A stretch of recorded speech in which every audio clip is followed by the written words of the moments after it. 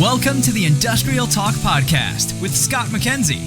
Scott is a passionate industry professional dedicated to transferring cutting-edge, industry-focused innovations and trends while highlighting the men and women who keep the world moving. So put on your hard hat, grab your work boots, and let's go. Hey there, welcome to Industrial Talk. Thank you very much for joining and your continued support of this platform, this number one industrial-related podcast in the universe that celebrates industry professionals such as yourself. Because you're bold, brave, you dare greatly. I say it all the time. You're changing lives, and you're changing the world each and every day. Thank you very much for what you do, and thank you just for being a part of this ever-expanding ecosystem. In the hot seat, we have a gentleman by the name of Vivek Joshi. Entyle is the company. We're talking about aftermarket. You're saying to yourself, Scott, I don't know what that means. Well, you've joined a podcast that can definitely explain that. Let's get cracking. Great conversation. There's so much with industry. There is. There's just so much going on in industry. Never ends. It's the topics never stop coming. Anyway, a couple of points of note that I want you to put on your calendar at least. You know, we do webcasts, and we have a number of webcasts out on Industrial Talk. We have a new series that we're going to be working with Hexagon, and it is Future-Proofing Manufacturing, a Roadmap to Resilience and Efficiency. It's a 3-part series, and we've already put one in the can. It's going to be coming out shortly. I don't know when it's going to come out, but it's going to be coming out shortly. And I highly recommend it. It was great. A lot of meat to it. The other point that I want to at least put in your mind, and that is Industrial Talk features other podcasts. So if you want to be on Industrial Talk, you don't have to be on Industrial Talk or my podcast, which hey, you have no problem. You know, you want to be on the podcast, that's great. Go out to Industrial Talk. But if you have your own podcast and you want to amplify that podcast on a platform that is, shall I say, the Spotify of podcasts, industrial podcasts, Industrial Talk, feature, front page, home page, and then we'll chirp about your podcast all day long and say, hey, go check out this. And just all you have to do is just talk to me. If you have a podcast that you're trying to get some traction on and you would like to do that and it's industrial related, consider being out on Industrial Talk. And it'll be right there. Let's have a conversation. Go out to Industrial Talk and connect with me. All right. Enough with the plugs. Okay, we're going to have a conversation. It is about aftermarket. We have a lot of meat to get to. And definitely a paper and pencil. A lot of great information. But enjoy this particular chit-chat with Vivek Joshi. Vivek, welcome to Industrial Talk. How are you doing today? Thank you very much for joining this podcast. How are you doing? Excellent. You know, it's a beautiful day in Austin, Texas. I can't complain. It's beautiful weather, and this time of the year is a nice time to be here in Austin. My son toodles around Austin. You have a lot of great food places as well as coffee shops because he takes pictures. Lots of coffee shops. Lots of good coffee shops, lots of good breweries. Lots of good places here for young people. It's one of my top towns to go visit and enjoy food. The downtown, there's a great Oaxacan restaurant downtown. Awesome. Very unique, very delicious. Don't ask me to, I don't know the name. Don't ask me the name. Okay, all right, I'll find it. Oaxacan. I had a hard enough time remembering Oaxacan Exactly. because it is unique in that sense. So it is. Downtown. All right. Before we get into the conversation, and listeners, we're going to be talking, I'm looking on his trusty form that I have before me, Autonomous Aftermarket. I have no idea what that is, but we're going to find out what that means. Before we get into that particular topic, Vivek, give us a little background on who you are. Great. Thank you, Scott, for having me today. Appreciate it. Myself, I'm an engineer by training, but a failed one at that. And over the last 30 years, Scott, I've been in and around manufacturing companies primarily, doing roles everything from running a factory floor, running a sales and marketing outfit, running services and marketing for large industrial companies, to eventually starting a couple of enterprises of my own. One is a roll-up of a bunch of industrial instrumentation companies that I put together many years ago, and then we sold it. And then most recently, about a decade ago, I started this software company. So now I'm a software founder, even though I'm not a software engineer. So primarily around what I would call B2B and industrial companies is my bulk of my career. The company's name is Entyle. That's Entytle. So make a note of that, listener. But everything will be out on Industrial Talk, so fear not. You'll be able to connect with this particular company as well. Just to level set, the term aftermarket gets bantied back and forth and around and all of that stuff. Can you sort of help us define what that means? Yeah. When you do a Google search on aftermarket, the first 15 things that show will probably be something to do with aftermarket parts for our cars, right? That's typically where the phrase has been associated. So that's the one part of it. But what has happened in the last decade or maybe 15 years is that phrase has been appropriated into what are called, broadly speaking, the post-sales activities in parts, service, consumables, and other things that a manufacturer would do to the asset, to the product they've sold, and typically in business-to-business situations as well. So while the origin was in the automotive business, has really now become a bigger play for machinery makers, equipment makers, who talk about quote-unquote aftermarket and service sales, which is really a post-sale life cycle, if you may. So that's kind of where we play in our space today. So use me as an example. I have a manufacturer. I'm a manufacturer, and I have equipment and pumps, valves, whatever it might be. You're saying that I can find aftermarket valves and parts that might meet my needs, and I don't have to go buy new. I can buy something that's aftermarket. Is that what you're saying? A slightly different version of that. So we don't sell to you as a manufacturer who's running a factory. We sell to the manufacturer, the pump or valve or motor or turbine.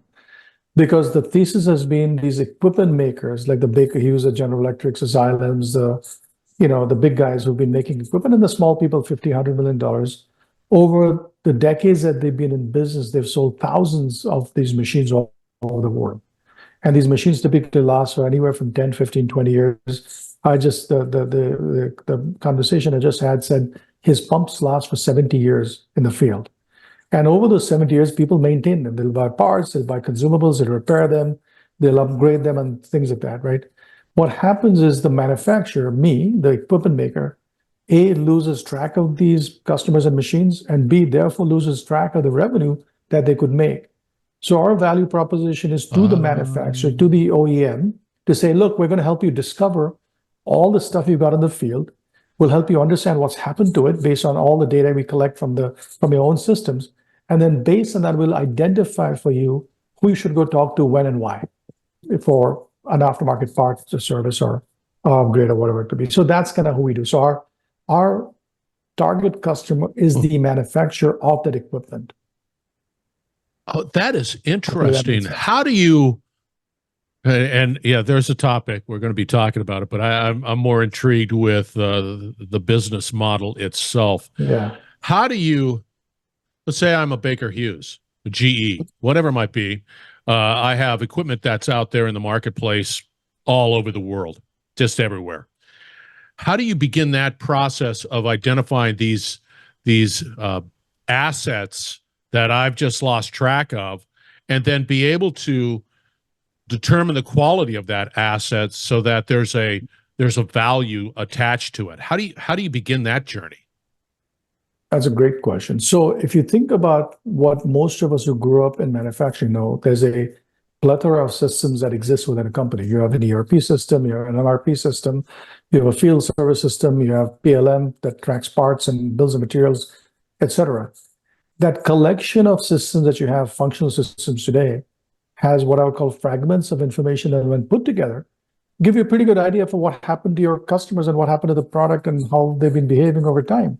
Your field service system keeps track of which service is done, which part is replaced, or your ERP will have that information. Your tech support system has who called in for tech support repair. And piecing together that information is actually difficult, but when you do it, an emerging picture that comes out tells you what the lay of the land is. Now, Scott, I can assure you it's not perfect because these companies that have been around for 50, 60 years have data and PDF documents, by the way. We see that all the time. But there's enough evidence that we can point to and say, look, here's 80% of the install base. We feel pretty good about it. We've organized all this information correctly based on all these different inputs. We've cleansed it, we've deduplicated, and we've put the algorithms to work that understand and say, look, that pump you sold to that XYZ customer 20 years ago should have gone through 2 replacement cycles of that impeller, but I've only seen 1. So go figure out why they haven't bought the second impeller from you, because either the pump has been mothballed, it's not an operation, or hey, maybe they've got it from somebody else. Or best still, that maybe they're thinking about it and you're hitting them at the right time. So that's kind of how all the system works. It's an aggregation of data, it's intelligence we built in algorithms, and then the ability to kind of act on it is that we do. So it's a very interesting play on data, if you may. So let's say I'm a manufacturer, you come knocking on my door. What's in it for me if I have all of these embedded assets and I've been in business for 60 years, saying, sure, come on in, Entyle, and take a look at my assets and come up with a picture. Here's my data. Here's my ERP. Here's my here it is. Yeah.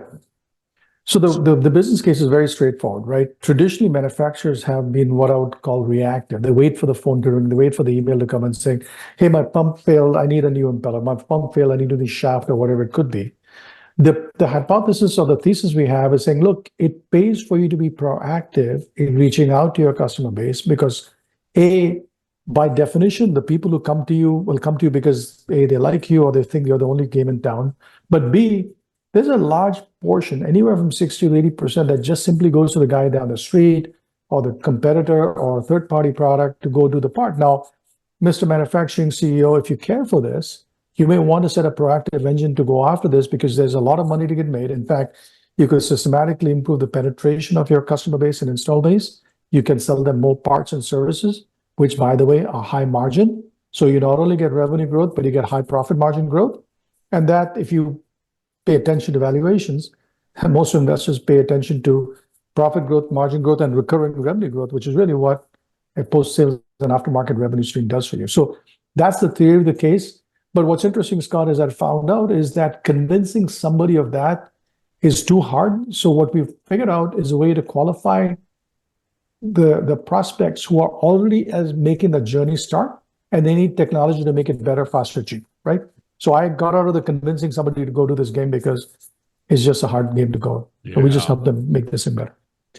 Which then segues into our conversation, which is interesting because what I heard in the past few minutes is that it's a collection of information. Information is where it's at, right? The data that exists on assets for these aftermarket products. So give us the definition of autonomous aftermarket. I don't understand what that means. Right. And so autonomous aftermarket is candidly a phrase we've made up, playing on this whole autonomous vehicle idea. But if you take autonomous and break it down, what I'm really trying to say is like, look, most companies need to have some form of automatic, intelligent, and independent system that makes life easier for their employees. And, Scott, what I can tell you is that manufacturing in the US, like I said, I've been in manufacturing for about 32 years right now in the US. The workforce is not just aging, but is retiring in droves. And the generations behind us aren't coming into the manufacturing industry as much as we'd like them to see. I've seen that now for a good solid 15 years, and I think that crisis is just getting worse. And so how are you going to bridge the gap in the crisis? You're not going to go import people. You're not going to go retrain people. If you can take work off their tables, if you can make their lives easier by automating and making mundane and routine work go away through technology, can you take some data and make it intelligent by predicting certain things that automatically send an email out and so on and so forth, right? So the idea is to take advantage of technology that exists today and make life easier for the manufacturers so they can indeed continue to thrive and survive and grow, which I think candidly as a manufacturing as you're probably seeing the same thing I am, which is There's a huge crisis coming in the US right now in the manufacturing world. And so that the idea is make your aftermarket autonomous for two reasons. One is you know those customers, they bought from you. So it's not like you're going to go hunt for them. They've already bought from you, have the records in your system. And so therefore, let's just automate and make intelligent and make independent those processes that should just be simple things like reminders, automatic offers, automatic tech support, or these text things that you and I see these days when we go back and forth on our consumer side. That's a lot of this intelligent autonomous stuff going on. So that's the idea behind this thing here. So and I understand you're absolutely spot on when you start talking about the workforce and the challenges in the workforce. And I'm just a manufacturer. I've been around. I'm not backfilling like I need to backfill, but there's automation that can be deployed or effectively put in place to be able to sort of make that happen. So the use case that I hear is that instead of me being human being and I'm trying to figure out, hey, Acme, whatever, making that contact, you're saying I'm automating that. Is that correct? Well, I'll give you an example, right? So I'm surprised that even in 2024, about 50 or 60% of a equipment maker's request for quotes coming through email. I'm Acme Inc. I bought your XYZ motor 20 years ago. Here's a serial number, blah, blah, blah. Can you give me a quote for XYZ part? You know what happens in these things? The email comes into orders at something, quotes at so-and-so. And somebody, a human like you or me, looks it up, goes into one system and looks at the customer ID there and say, oh, this is the part, this is the equipment they bought. Oh, that information is in some drawing PDF somewhere. So let me go to another system, get the PDF. Let's make sure the part is there, then go look in the ERP, see if it's available, or do I need to place the order? Scott, none of that stuff needs to get manual anymore, right? The moment an email comes in, Gen AI is amazing. You can parse the email, pick out the domain, pick out the information, pick out all this information, and go automatically do the searches and come back and say, yeah, this is a part that's now been out of stock here, but here's the 3 manufacturers we used in the past. Go talk to, purchasing, or automatically send an email to purchasing and say, can you tell me what these lead times are on these parts? And then come back and close the loop with that question. Today, it's a manual loop, takes days for this process to take place. In addition to, as we say, manufacturing, 3-4 hours of touch time, which is expensive, right? There's no need to have this manual stuff. You can automate this whole process and let that person use their brain power for something else. So that's the kind of things we're seeing every day in our customers. And I just, one day I said, hey, this is crazy. We should be able to automate this whole thing away. So that's the idea behind this automation, intelligence, and independence thing. So I come knocking on your door, and I'm all into this autonomous approach to mundane work, in a sense.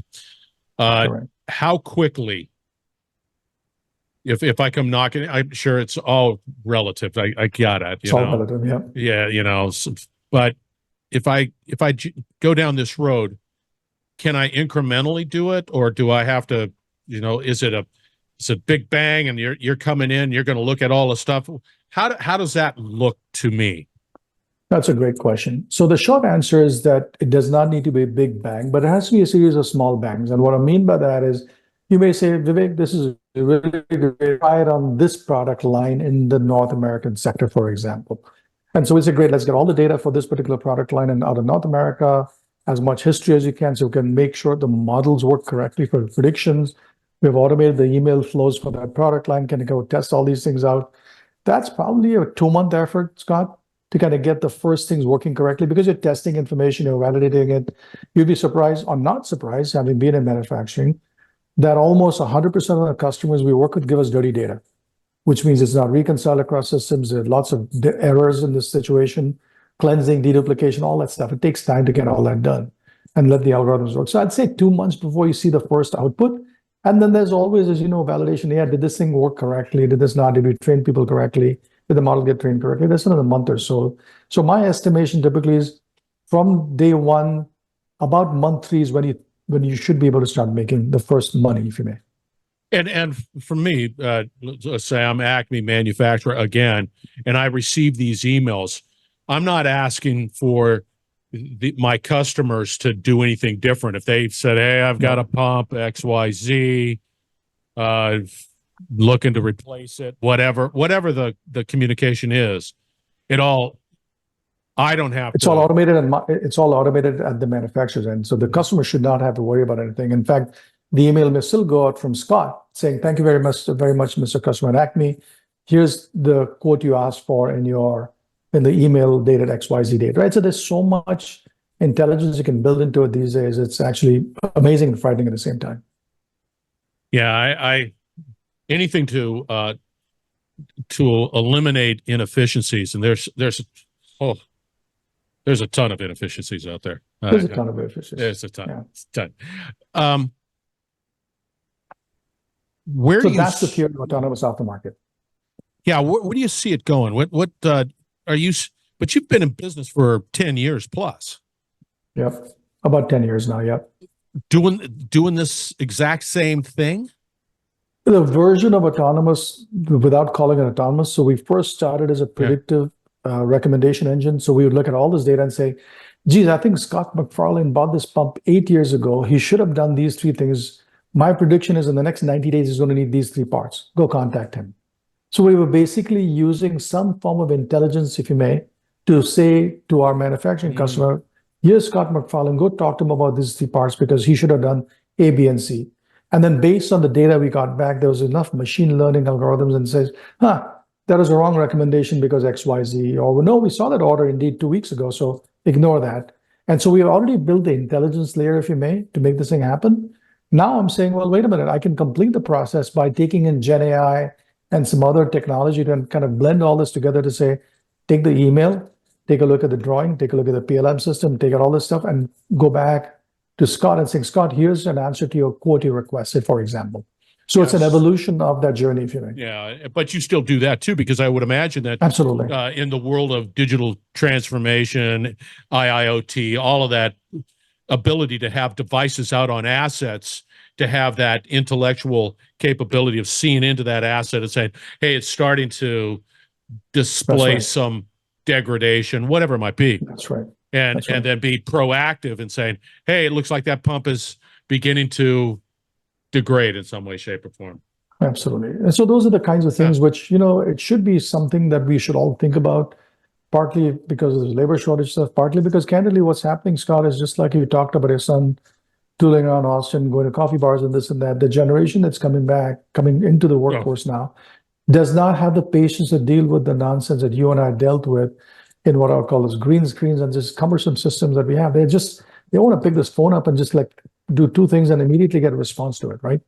And so there has to be this investment people have to do to just make it simpler and easier for the user as well, right? So I think the things that come together. Yeah, I think the focus on simplicity, it gets absurd sometimes where if it's 2 clicks, I don't want to. I just want one click, a click. That's right. And it's down to that level. It is. We've got spoiled. Yeah. But the interesting thing about this is it's not like I tell people, it's not like I fell out of bed one morning thinking about this and saying, voila, I have this crazy idea. Yeah. We've all been making progress towards this in bits and pieces and fits and starts. But what's interesting in every situation, there has to be some maybe seminal event or some technology change or something happens that makes this possible.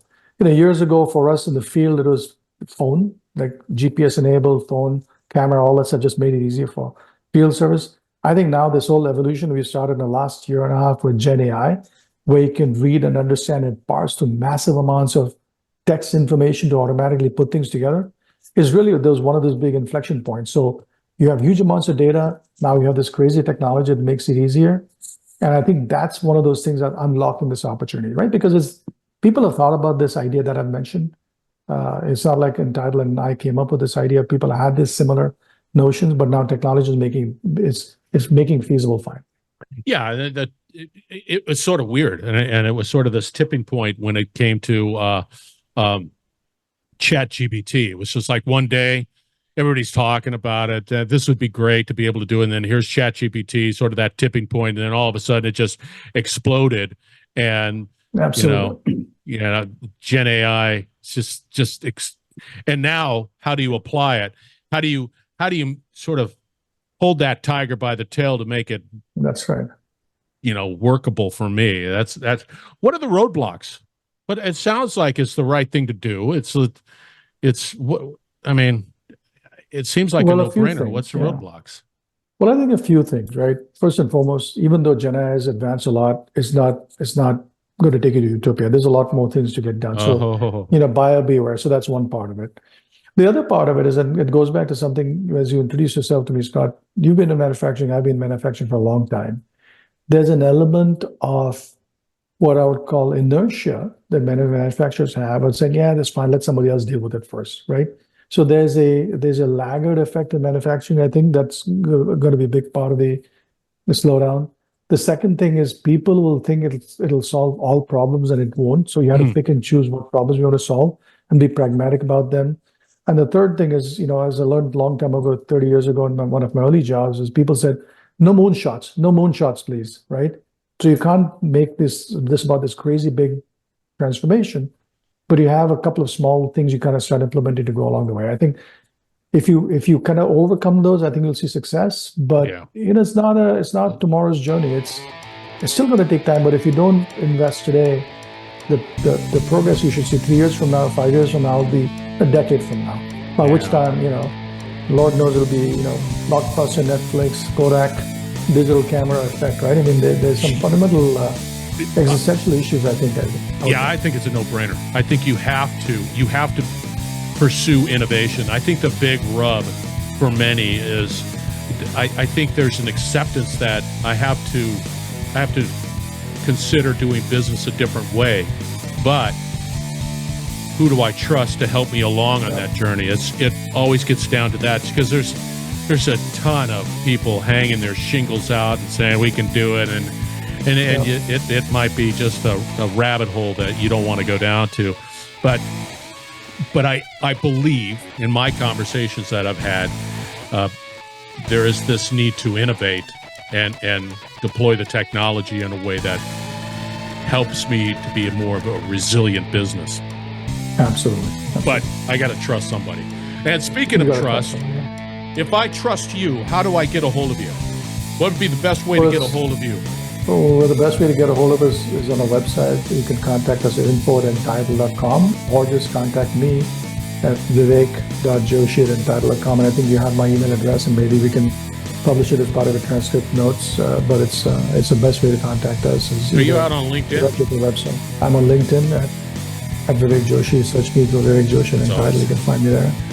I always gravitate to the LinkedIn stat card, which I had on there. Yes, thank you. All right, listeners, we're going to wrap it up on the other side. We're going to have all the contact information for Vivek out on Industrial Talk. So fear not, reach out. You need trusted individuals in your corner to be able to help you along on this journey. So stay tuned. We will be right back.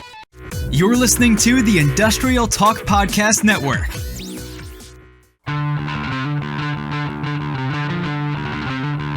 There you have it. All about aftermarket. It's everything. You just got to find out more. You got to reach out to Vivek and have a conversation. Simple as that. Go out to Industrial Talk, reach out to him. His contact information, his stat card at LinkedIn is out there. Would love to have a chit chat with you. Couple of action items, as mentioned at the beginning. One, we have a webcast that are coming up with Hexagon, Future-Proofing Manufacturing, a roadmap to resilience and efficiency. Be on the lookout for that.